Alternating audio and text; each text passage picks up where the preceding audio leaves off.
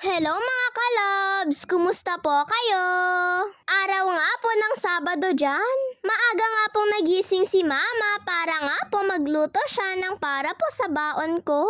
Eto nga pong fried chicken ulit yung nirequest ko po kay Mama na baon ko. Nagustuhan ko po kasi yung lasa nung unang pinabaunan nga po ako ni Mama ng ganito.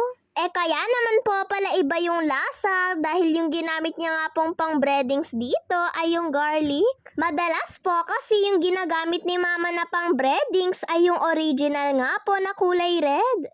Para sa akin ay nagustuhan ko nga po yung lasa nito. Sabi nga po ni Mama ay mag-ulam nga din daw po ako nitong fried chicken. Pero sabi ko nga po kay Mama ay itlog na nga lang po muna yung kakainin ko. Baka po kasi ay mapadami ako ng kain. Ganito pa man din po yung ibabaon sa akin ni Mama.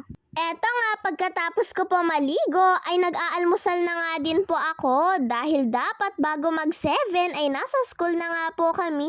Ayan nga, habang kumakain ako ay hinahanda na nga din po ni Mama eto pong babaunin ko.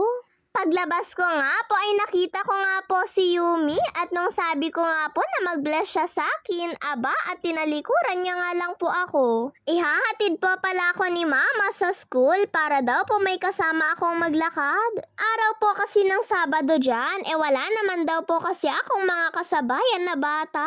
Kaya hinatid po ako ni Mama. Eto nga at tumawid na nga din po kami nung wala na pong masyadong sasakyan. Pagkalampas nga po namin dito sa may kanto ay narinig nga po namin na tinawag nga po ako ng kaklase ko pong si Yani. Kaya huminto nga po muna kami ni Mama at hinintay namin siya.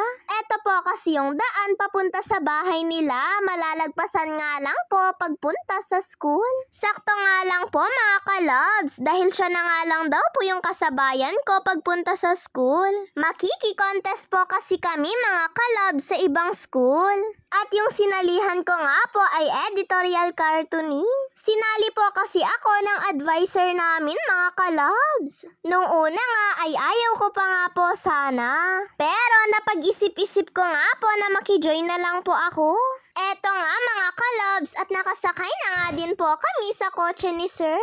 5 po pala kami ditong nakaupo sa likod. At dahil maliliit lang naman po kami ay nagkasya po talaga kami. Papunta na nga po kami dyan sa school ng pagkokontesan namin mga kalabs. Tignan nyo naman at ang saya-saya nga po ng mga kaklase ko oh. Eto nga pong iba kong kaklase ay may dala nga po silang cellphone. Ako naman ay pinakausapan ko nga lang po si Mama kung pwede na dalhin ko yung cellphone ko. Mabuti na lang po at pumayag nga po siya mga kalabs. Kaya eto nga at nakapag-video pa nga po ako dito sa sasakyan ni Sir.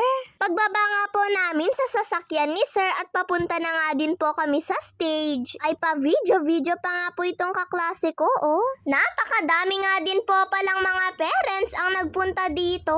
Sayang nga lang at pinapunta ko na nga lang din po sana sila Mama at Papa. Day off naman po ni Papa kahapon. Hindi ko naman po kasi alam na pwede po palang manood ang mga parents. Gustong gusto pa man din daw po sana ni Papa na manood.